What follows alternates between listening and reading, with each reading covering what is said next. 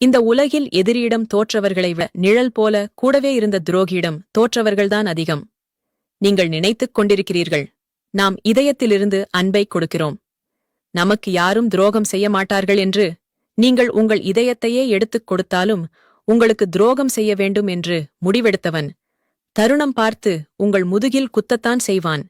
யாரையும் நம்ப முடியவில்லை என்ற வார்த்தையில் மறைந்திருக்கிறது அவர்கள் அதிகமாக நம்பிய நெருங்கிய உறவு ஒன்றின் துரோகம். கூடவே இருந்து குழி பறிப்பதெல்லாம் அந்த காலம். குழி பறித்த பின் கூட வந்து உட்காருவதுதான் இந்த காலம்.